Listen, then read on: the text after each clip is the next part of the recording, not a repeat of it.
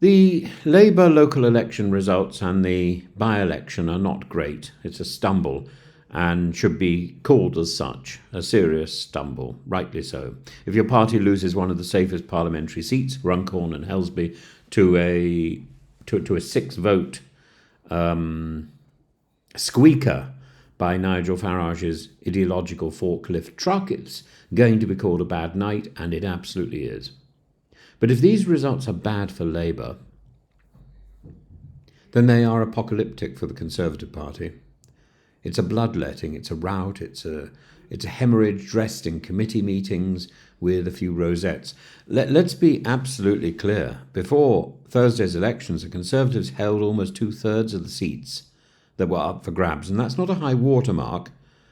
But when they lose so many of them, it's a flood, isn't it?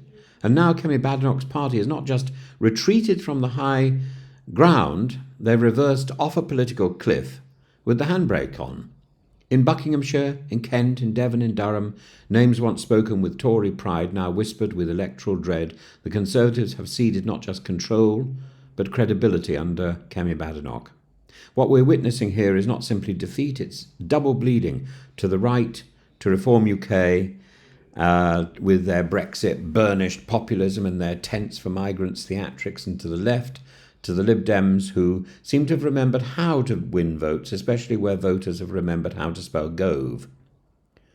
Kemi Badenoch, hailed once by her base as the Cassandra of common sense and the Boudica of Brexit, has emerged in this campaign as a sort of suburban Nero, fiddling with culture war sound bites while her electoral Rome burns.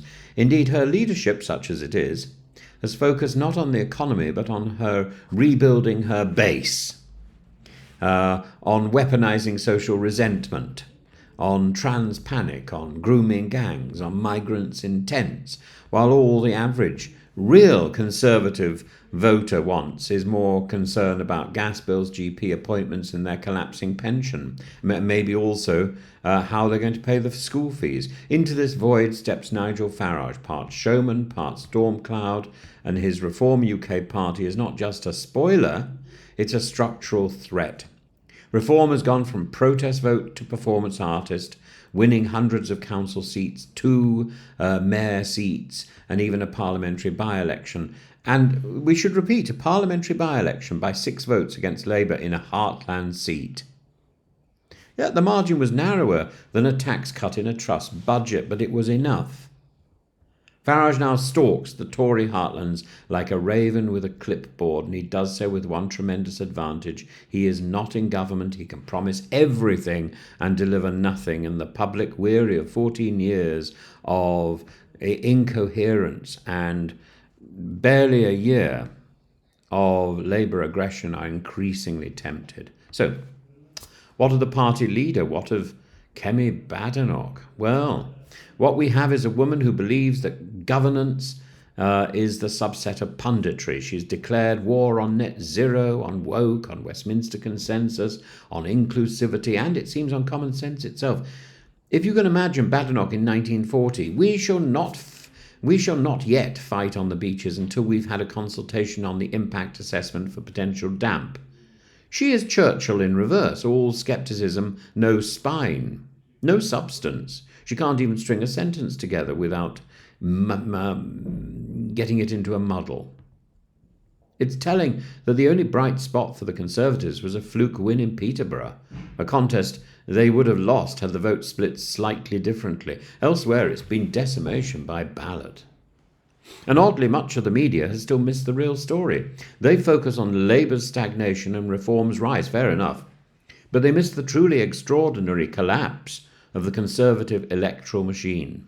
This is, after all, the most electorally successful political party in Europe, the party that held together empire, weathered Suez, survived Thatcher, even won an 80-seat majority in 2019. And now they're hovering near irrelevance, squeezed from both sides, abandoned by the very Middle England they once serenaded. They cannot out Farage. They cannot out left Labour, and they've forgotten how to be Conservative. They think being conservative is being mini-reform. Being conservative is dealing with the one nation Tories who feel abandoned.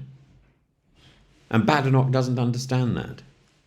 Badenoch insists with evangelical earnestness that she will win the public back. She couldn't win back her milkman.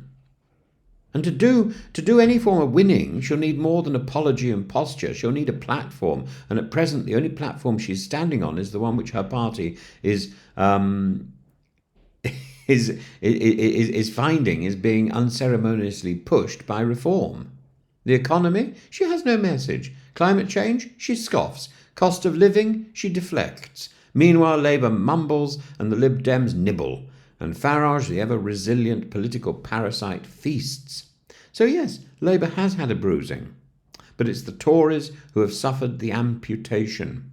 Reform is now an insurgent flame, and Badenoch is fiddling with the flint. This is not just a bad night. It's an historic reckoning. The age of Conservative dominance has not just ended, it has perhaps exploded, with the debris scattered across the very shires they once called home. As Farage goes off for a bacon sandwich and a victory lap, a bacon sandwich probably borrowed from Miliband, the Tories are left picking over the crumbs of their own collapse, and that is the real story.